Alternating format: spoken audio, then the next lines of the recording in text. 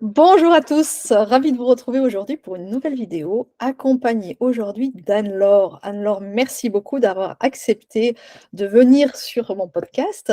Anne-Laure, c'est la créatrice de l'audace en basket, mais elle va nous en dire beaucoup plus parce que elle sait beaucoup mieux que moi tout ce que c'est. Bonjour Anne-Laure, merci beaucoup. Bonjour Laure, Et merci à beh, toi. écoute, de rien, avec plaisir. Je te laisse te présenter. Eh bien oui, donc moi je suis Anne-Laure Dabo. L'Audace en basket, c'est ma marque que j'ai créée il y a très peu de temps au final, mais qui, en ces deux termes, pouvait résumer la personnalité que j'étais, à savoir très audacieuse et toujours en basket.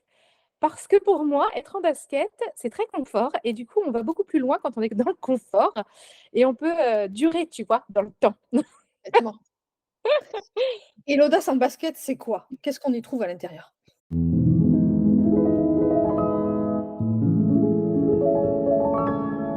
Alors, ce qu'on y trouve à l'intérieur, donc moi principalement aujourd'hui j'accompagne des femmes entrepreneurs qui veulent développer leur activité principalement par Internet. Donc aujourd'hui, ce que j'ai en termes de clientes, ce sont souvent des accompagnatrices, des thérapeutes, des coachs qui du coup ont des tonnes d'outils et n'arrivent pas à pour autant faire grandir leur entreprise. Donc moi, je les aide à la fois sur le plan plutôt stratégique, comment développer une activité, et puis aussi sur le plan numérique, parce que ça aussi, c'est une de mes passions, le digital. Moi, j'adore le digital, que ce soit les logiciels ou les outils high-tech. Moi, j'ai toute la petite famille, Oui, c'est-à-dire le un bébé, peu. le grand frère et le papa juste en face de moi. Il me semble même, le tout petit frère. Tout à fait, ouais, mais c'est très bien. Moi qui viens d'y passer justement, c'est très, très Exactement. bien. Et c'est très pratique justement dans mes accompagnements. Pourquoi? Parce que aujourd'hui, les accompagnements que je fais, c'est principalement de l'individuel et du personnalisé parce que j'ai remarqué depuis l'année dernière, en fin d'année, que les gens avaient de plus en plus le besoin, et notamment les entrepreneurs. Pendant très longtemps, les entrepreneurs ont cherché à se regrouper pour créer des réseaux parce qu'on avait besoin d'être en collectif. Et c'est Ouais, vraiment génial, il ne faut pas le lâcher. ouais. Néanmoins, il y a eu un nouveau besoin par la suite parce que les gens se sont rendus compte que malgré les formations ou les coachings collectifs qu'ils prenaient, ils n'arrivaient pas à avoir les résultats. Et donc, il y avait la frustration, sans compter l'estime qui baissait, parce qu'on se comparait, etc. Et de là, en fait, je me suis dit, non, mais en fait, même moi, je l'ai ressenti en vrai, hein.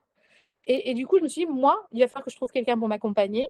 Puis une fois que j'ai compris ce que ça m'avait fait, je me dis, OK, maintenant c'est à mon tour de D'accompagner. pouvoir accompagner, mais vraiment de manière personnalisée. Et du coup, en étant très connectée, ça veut dire que ces femmes que j'accompagne au quotidien ne peuvent pas rester bloquées ne serait-ce qu'une seconde parce que ma petite montre m'envoie une petite notification et du coup, je peux répondre très facilement et je suis tout le temps en interaction avec toutes ces femmes.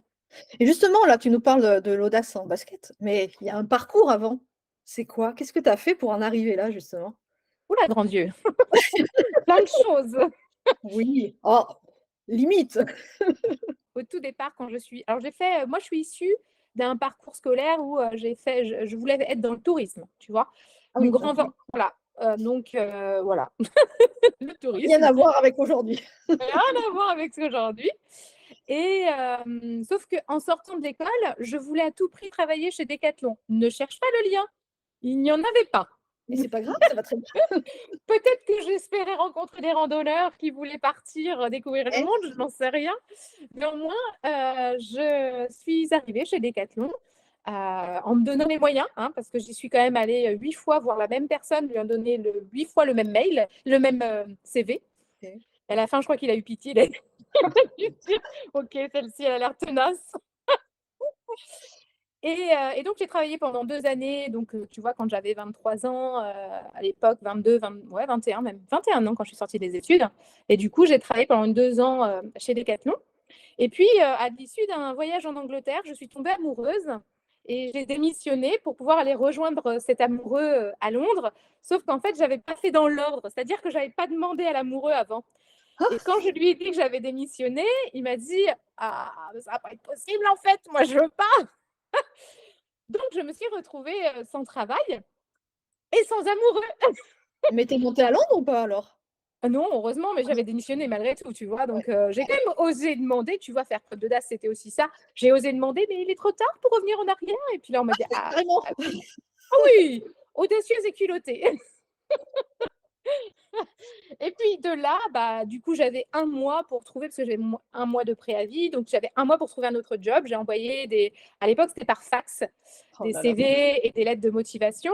Et puis un jour, je suis appelée et je ne comprends pas.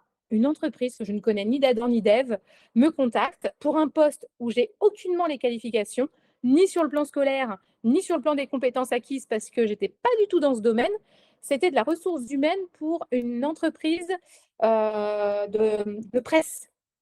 D'accord. Et là, je cherche, je me dis, mais j'ai jamais envoyé ça, moi. Au bout du compte, je me rends compte qu'il y a eu une erreur de numéro de fax. Mon Dieu, juste un numéro. Et donc, je suis convoquée. Alors, je me dis, bah, après tout, j'ai rien à perdre, j'y vais. Audace et culotté. J'espère. J'arrive et on est une trentaine de candidats. Ah oui, quand même. Ouais, on passe les castings, parce qu'un peu des castings. En tout cas, moi, c'est comme ça que je le voyais. Hein, tu vois, c'était un peu ma perception du truc. On va passer un casting. Et je rentre chez moi. Je me souviens avoir dit à ma coloc, je ne sais pas pourquoi, mais je le sens bien. Hein. Et j'ai été rappelée le lendemain, on était 6. On repasse un autre casting. Et elle me rappelle, elle me dit, bah, c'est OK. Et là, j'hallucine totalement parce que je n'ai ni l'expérience, ni les compétences, j'ai rien en fait. Ouais. Donc, bah, du coup, bah, OK, je me lance dans cette aventure. Je suis restée 2 ans à ce poste-là. Et au bout de 6 mois, j'ai quand même dit à cette responsable qui m'avait recrutée, mais en fait, pourquoi moi? Parce qu'en vérité, et là, je lui explique la situation, elle ne croyait pas. Hein. Ouais, j'imagine. 2 ans après, cette entreprise a été rachetée par une filiale américaine et du coup, ils ont licencié les derniers arrivés, dont je faisais partie. Donc, ben, fermeture de cette petite parenthèse qui a été super chouette, enrichissante. Et d'ailleurs, là j'ai appris énormément sur l'aspect humain, etc. Donc, c'était une vraie formation hein, pour moi. Je connais. Et puis bah, après, bah, du coup, là, par contre, entre-temps, j'étais tombée amoureuse. Et puis, avec cet amoureux, on avait fait un bébé. Donc, il fallait que je trouve un travail. Et du coup, j'ai travaillé quelque temps dans un service après-vente Oui. au contact de l'électroménager et l'IFI vidéo. Et je kiffais de ouf. Ça vient de là. Ça vient de Et là. ouais, probablement. Probablement parce que j'aimais bien aller faire les petites réparations que je pouvais faire, tu vois. Et j'adorais ça. Et puis après, au bout d'un moment, c'était un contrat qui allait s'arrêter. Donc, j'ai enchaîné chez un concessionnaire moto. Donc, j'étais assistante commerciale pour Yamaha, alors que là aussi, je connaissais rien à la moto. J'avais jamais fait le poste d'assistante commerciale, mais j'ai supposé que ça devait le faire, quoi. Et du coup, j'ai travaillé pendant 2 ans aussi. Et puis, bah là, j'arrivais à une période de ma vie où j'avais 30 ans, 2 enfants. Et j'avais changé de travail, tu vois, assez régulièrement. Et je sentais que partout où j'allais, si les gens autour de moi, je m'entendais bien, tout pouvait m'aller, en fait. Tu vois, j'aurais pu faire n'importe quel métier. À partir du moment où les gens qui étaient autour de moi, c'était fun et on parlait, c'était sociable, moi, ça m'allait. En revanche, il manquait quand même de sens. Il Ouais. manquait une petite pointe de bah ouais, mais quand même, va un peu plus loin. Et puis à ce moment-là, je découvre sur un site internet la psychologie positive. Oui. Je rencontre Cécile, qui a été mon associée pendant de nombreuses années. Cécile Neuville, qui du coup est débarquée aussi avec sa psychologie positive qu'elle découvrait elle-même. Elle est psychologue, elle commence à découvrir et elle veut faire découvrir et partager ça. Et puis moi, j'arrive sur le même site qu'elle. On est déjà dans un coup de foudre amical. Et puis, plus ça va et plus moi, je me dis, ah waouh, mais c'est génial. Et là, d'un coup, moi qui avais décidé de prendre un congé parental avec la naissance de mon deuxième pour me réorienter, bon, bah, je ne l'ai pas utilisé. J'ai démissionné et je me suis lancée dans l'aventure de l'entrepreneuriat. Je me suis formée, bien évidemment. Et là, on s'est associé avec Cécile pour débarquer dans la vie d'entrepreneur. Et on avait chacune notre cabinet. On avait créé un lieu pour accueillir. Et Ouais. pendant des années, on a été coach, thérapeute. On a été après formatrice, parce qu'on avait créé le centre de formation. Donc, progressivement, comme ça, ma vie d'entrepreneur, elle a duré 15 ans. Tu vois, pour l'instant, c'est le domaine dans lequel je suis restée le plus longtemps, donc c'est que ça fait sens. Oui, et puis l'entrepreneuriat, pour ce que j'y goûte en tout cas, c'est toujours, tu vas chercher un peu partout, tu restes pas au même endroit. Enfin, C'est je veux ça. dire, l'entrepreneuriat, enfin moi quand j'y suis rentrée, je me suis dit: «Mais en fait, j'ai pas une casquette, j'en ai 1000». Et donc Oui, du coup, pour quelqu'un, comme toi, comme je te sens, qui a envie de toucher un petit peu à tout, c'est sûr que c'est l'idéal. C'est l'idéal. exactement, exactement. D'autant qu'au départ, du coup, arrivé dans cette structure qu'on avait mis en place, au départ, moi, je suis coach en image parce que je pense que je réparais quelque chose chez moi. Et donc, du coup, le réparant, tu vois, on dit, enfin, je dis, on prend quand même, je dis qu'en fait, en général, quand on est dans les métiers de l'accompagnement, tu sais, on parle de trouver son persona, son client idéal, etc. Bah, moi, je dis souvent, regarde toi 6 mois en arrière et tu sais qui tu dois accompagner, en fait. Et pour moi, à ce moment-là, je venais de comprendre plein de choses sur l'image de soi, je venais de tomber amoureuse de moi. Et du coup, j'avais qu'une envie, c'était aussi de faire ça, tu vois. Donc, j'ai accompagné des femmes sur le relooking, le coaching en image, l'acceptation de soi, la confiance en soi. Tout ça, je l'ai fait pendant de nombreuses années. Puis, progressivement, une fois que tu as fait le tour du truc, hop, tiens, si je m'occupais des couples, à la base, j'arrive à 35 ans, tout est posé, et là, tu sais, tu as un petit peu la crise de la quarantaine qui arrive. Genre, tu as tout qui est là, et tu dis, en fait, on se fait chier. Comme... Ah oui, si, dans une phase de couple, tu as toujours une phase où, en fait, au départ, c'est la lune de miel. Après, tu as la naissance des enfants, donc re-excitation. Tu trouves ton travail ou avant, enfin bref, tu as toujours un événement. Tu es arrivé vers 35-40 ans, là, tu as tout. Tu as la maison, tu as le job, tu as les enfants. Et là, tu dis, ok, mais qu'est-ce qu'on fait en fait? Et il y a une forme d'ennui, et comme l'être humain, par définition, n'aime pas l'ennui, il se dit, ah non, mais en fait, je ne sais pas si j'ai fait le bon choix. Je ne suis plus amoureuse. Et là, moi, j'ai eu besoin de comprendre. Ouais. Aujourd'hui, je suis toujours avec mon mari, bien heureusement, et on est plus amoureux que jamais. Néanmoins, il m'a fallu passer par toutes ces étapes-là. J'avais besoin de comprendre les rouages, etc. Et à ce moment-là, j'ai bifurqué. Je n'étais plus dans le coaching en image, mais sur l'accompagnement des couples. Et je Mmh. me suis régalée pendant plusieurs années, 8 ans, je crois.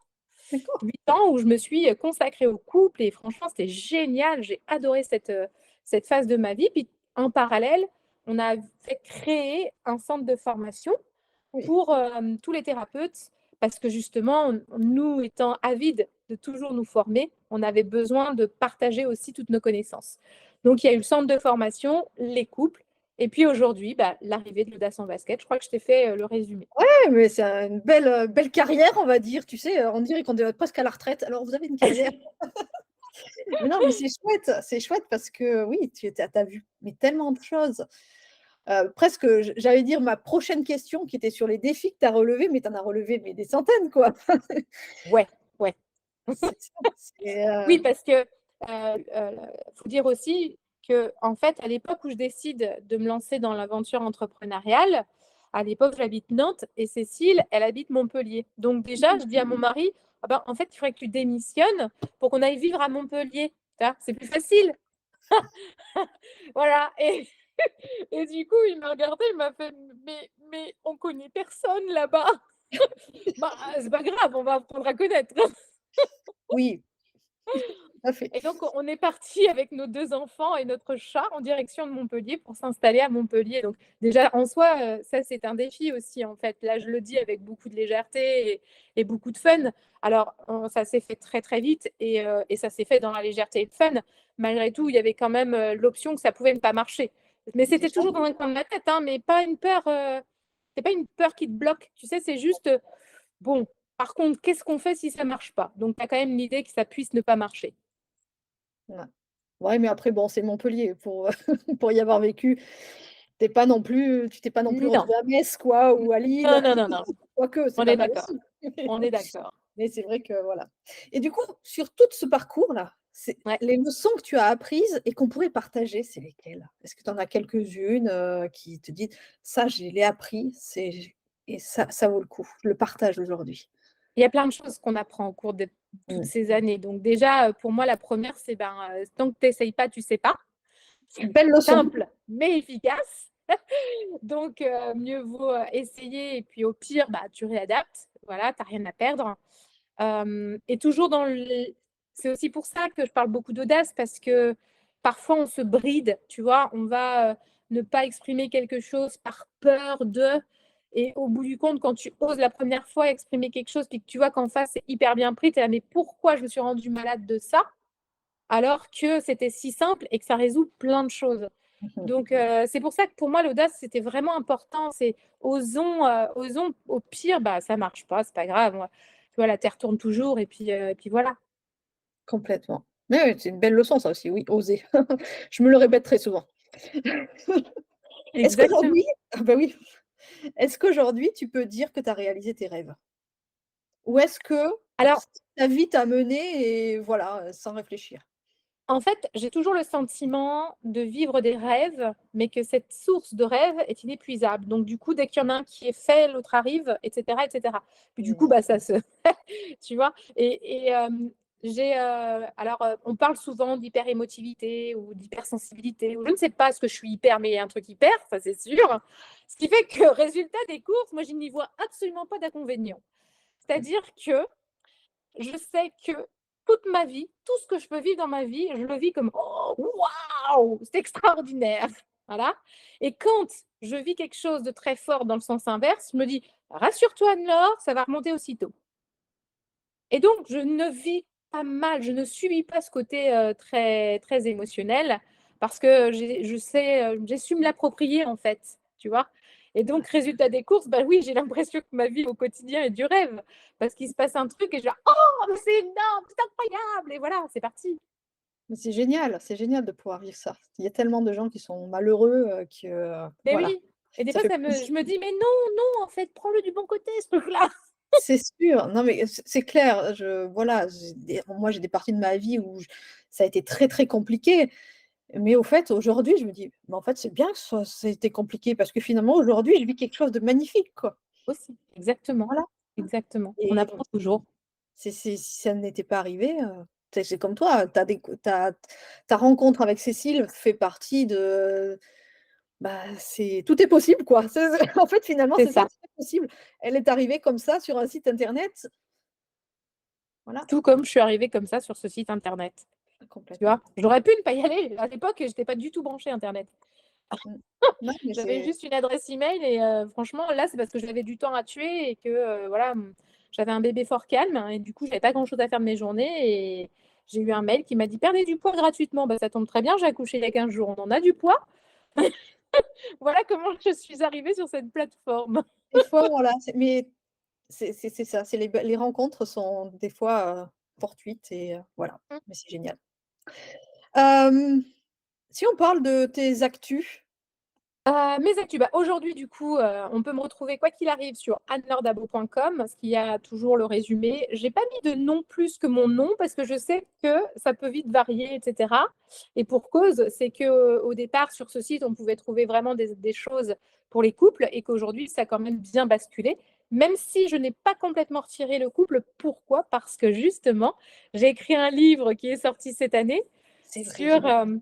voilà, Mais celui-ci. montre, Donc montre, oui, tout à fait, je mettrai le lien. L'offre déclic, 30 clés. Love déclic 30 clés pour redécouvrir comment raviver la flamme dans son couple. Et,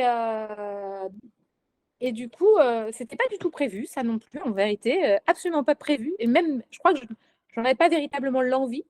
Mais quand les choses s'imposent à toi, bah écoute, à un moment donné, il faut faire, hein. Bon, Et du coup, ce livre est sorti cette année, donc en février 2024.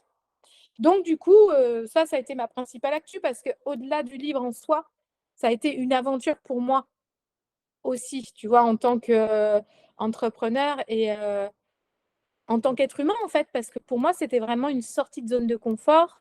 À l'époque, quand on m'a dit: «Bah si, il faut que tu l'écrives, ce qui est vachement bien», dans ma tête, moi, je suis: «Bah non, en fait, je sais pas écrire». J'ai toujours eu une énorme confiance sur ma capacité oratoire parce oui. que ça, c'était inné depuis le début, je l'ai, ce truc. Je vois bien que je capte l'attention, que, il se passe des trucs. J'ai une intelligence sociale, je me fais facilement des amis. Enfin, franchement, ça, c'est pas un problème. Mais alors, par contre, cette capacité à écrire, je crois que je revois toujours ma prof de 5e qui prend mon cahier devant tout le monde et qui note feignante en gros et en vert. Oh là là. Voilà. Et en fait, cette année-là, j'ai tellement été trauma que du coup, ils ont fait, tu sais, des tests et a priori, j'étais dyslexique. Ah oui, en Et plus. je dis bien a priori parce que j'ai fait une abstraction, j'avais pas envie d'entendre ou quoi que ce soit. Et aujourd'hui, ben, du coup, quand on me dit, bah si, il faut que tu écrives ce livre, bah, je dis, ah mais oui, mais je sais pas écrire en fait. Mmh. Et quand la maison d'édition lit 3 chapitres et te dit, mais si, en fait, c'est génial, je le veux. Ah bon, d'accord. Donc en D'accord. fait, ça va, je suis pas trop mauvaise. C'est vrai qu'il y a des choses comme ça qui remontent le moral dans la vie, c'est chouette. C'est ça, c'est ça. Ouais. Donc il y a toute cette partie-là, quoi. C'est plus qu'un livre. Pour moi, en fait, il représente, plus qu'un livre. Déjà parce que, ça m'a montré à moi-même, ce que j'étais capable de faire, ça m'a poussée en dehors de mes limites et puis il est bien plus que ça parce qu'en fait, j'y ai mis tous mes couples que j'ai accompagnés, tu vois? Il y a des en fait, il y a les visions de l'un et les visions de l'autre avant la thérapie et des visions de l'un et de l'autre après la thérapie. Tu sais, on plonge dans la tête et ce sont tous mes couples, en fait. Et je dis bien tous mes couples parce que je les adore en vérité, tu vois? Tous ces gens que j'ai accompagnés, je m'attache très facilement et donc du coup, c'était, voilà. Et donc ils sont tous dans ce livre, hein, pour beaucoup, Oui, oui, je comprends. Bah oui, parce que tu tu vois? en as dû accompagner beaucoup C'est plus, ça. mais non, non, mais c'est chouette et autre chose alors ce livre, ça c'est quand même un beau, beau projet, pardon, j'en bégaye tellement je suis un peu émue. Heu, d'autres projets, pour cette année? Alors, les projets sur lesquels vraiment là je m'assois parce qu'en fait, l'Audace en basket, je l'ai créé, tu vois, en fin d'année dernière, en octobre, novembre, quelque chose comme ça, où l'idée est arrivée ici et là, c'est oh! La révélation. Tadam! L'Audace en basket. Et là, je prends une photo avec ma paire de baskets autour de la tête et là, j'ai plein de retours en fait qui m'ont montré que c'était là-dessus qu'il fallait que je m'assoie. Et du coup, je pense que là, principalement, ce que je vais développer cette année, c'est vraiment cette assise sur les accompagnements de ces femmes professionnelles. Ça me tient à cœur en fait. Peut-être aussi, c'est pas par hasard. Je pense que au final, tu vois, par exemple, moi, j'avais jusque-là 2 sociétés Mmh. et là, il y en a une qui est en train de se fermer. Ouais. Et celle qui est en train de se fermer, c'est potentiellement aussi le bon moment dans le sens où moi, de mon côté, de manière individuelle, j'ai développé mon entreprise. Mais ça m'a demandé du temps, ça m'a demandé de la structure, ça m'a demandé de la déstructure. Enfin bref, je suis passée par plein d'étapes. Et tout comme je t'expliquais que souvent, notre persona correspond à notre nous d'il y a 6 mois, bah, en gros, c'est ça. Aujourd'hui, j'ai envie d'accompagner toutes ces femmes où tu sais qu'elles ont toutes des compétences, qu'elles sont super chouettes, mais qu'elles n'arrivent pas à assumer déjà leur métier, qu'elles n'arrivent pas à se faire rémunérer, ou qu'elles n'arrivent pas à avoir une stratégie qui soit gagnante, qu'elles n'osent pas, qu'elles ne parlent jamais de leur activité, on ne sait même pas ce qu'elles font. T'en fais partie peut-être. Et donc, bah, du coup, pour moi, là, ça va vraiment être ça cette année. Ça me tient à cœur et je veux vraiment les accompagner, toutes ces femmes. Au départ, tu vois, par le centre de formation, on les formait sur des compétences. Oui. Et d'une Mmh. certaine manière, ces compétences, ça les donnait en assurance et puis en confiance. Sauf que on a oublié un truc quand même si on l'a intégré sur la fin, etc. C'est sur cette casquette entrepreneur, tu vois? La compétence et l'accompagnement humain, c'est une chose, mais après, il y a aussi quand même une casquette entrepreneur. On doit avoir une vision, on doit savoir où on va et comment on va y arriver, quels sont les tu vois? C'est pas que, l'accompagnement en tant que tel et donc du coup, bah, c'est ce qui manque bien souvent que nous, on a expérimenté sur les 15 dernières années, parce qu'en plus, on a été en immersion dans plein de domaines différents, les infopreneurs qui étaient plutôt masculins, le bien-être, les métiers du bien-être, où c'était typiquement féminin. Et justement, tu vois, on a fait des mixtes avec toutes ces expériences qu'on a pu traverser.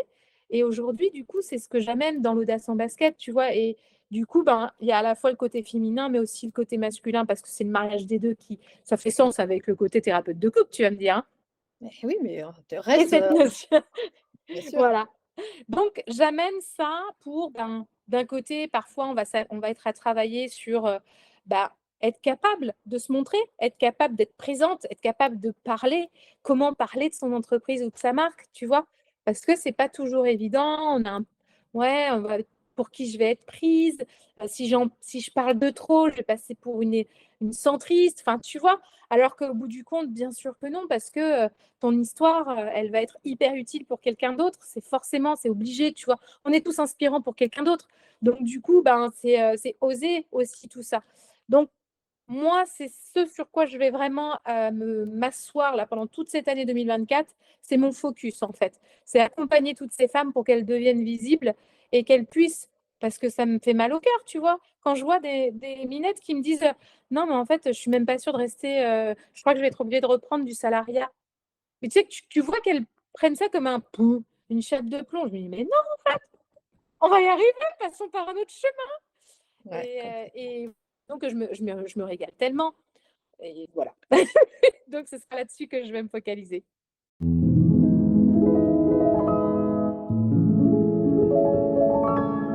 j'ai adoré t'écouter, nous proposer, nous parler de toute ta vie finalement. On n'est pas parti de la naissance, hein, mais mais vraiment, voilà et c'était une rencontre entre nous, alors assez bizarre pour ceux qui ne nous connaissent pas, c'était une porte que j'ouvrais et j'ai entendu un rire et voilà et en face, il y avait cette femme-là et c'est resté et je me Et suis dit: oui. «Est-ce qu'un jour tu vas oser lui demander, de venir là sur ton podcast?» Ah ben, t'as bien J'ai fait. osé, j'ai osé. Ben, t'as bien fait. Et pour moi, pour ma part, alors, j'ai pas ouvert une porte, mais je suis arrivée. Euh, J'étais sur scène, je suis descendue pour m'asseoir à côté de la régie, où il y avait des personnes qui s'occupaient de la lumière et du son, et que tout se passe bien pour ce séminaire immense. Et tu étais là, en fait. Et je ne sais pas pourquoi, parce qu'on n'a même pas beaucoup parlé, mais j'ai eu besoin de t'envoyer un message après en me disant ben, moi, je trouve que tu es une belle personne. Mais ça, c'est le genre de message que je garde moi parce que de temps en temps, voilà, ça Eh descend oui. et je lis ça et je me dis: «Ouh, ça fait du bien». Donc là, déjà, j'ai une conclusion, c'est que si vous avez des messages qui vous disent que vous êtes Ah génial, ouais. gardez-les. Ah ouais, ouais, ouais, carrément, carrément. Bien. Des fois, on n'ose même pas dire ça. Et là, c'est dommage, tu vois. On pense un truc. C'est comme dans le couple, des fois, ça devient tellement normal. Bah, tu dis pas à l'autre, ouais, t'es beau. Ou, ben, pour autant, si tu le penses à l'instant T, sors-le, quoi. Ça fait toujours du bien de l'entendre. Et Ah là, mais c'est c'est clair. pareil, tu vois. Quand tu connectes avec les gens, même si tu les connais pas, alors des fois, ça marche pas, hein, c'est pas grave, hein. Ah mais non, c'est Heureusement, vrai. il y a plein de Mais personnes. oui, mais on n'est pas tout seul sur terre, on est plus je sais plus 6 ou 8 milliards donc il y a de quoi, hein, il y a de quoi. Exactement, Voilà. exactement. Eh bien, écoute, Anne-Laure, merci énormément pour ton sourire, ton tout ça, tes partages et tout. Et puis, écoute, je mettrai au-dessous, là où les gens peuvent te retrouver. Je mettrai aussi Oui. le lien de ton livre parce que, peut-être que Oui, c'est un oui, livre oui. Ah oui, oui, oui, parce que en plus, ouais, avec toutes ces histoires. Et d'ailleurs, j'ai quand même eu des retours de personnes qui m'ont dit, non, mais en fait, il est utile même sans avoir besoin de raviver la flamme. Parce que ah! c'est vrai, ouais, ouais. On m'a dit, ouais, et du coup, j'ai une copine qui m'a dit, bon, j'ai rayé le truc raviver la flamme parce que je l'ai offert à une amie qui se marie, mais je voulais pas qu'elle se méprenne.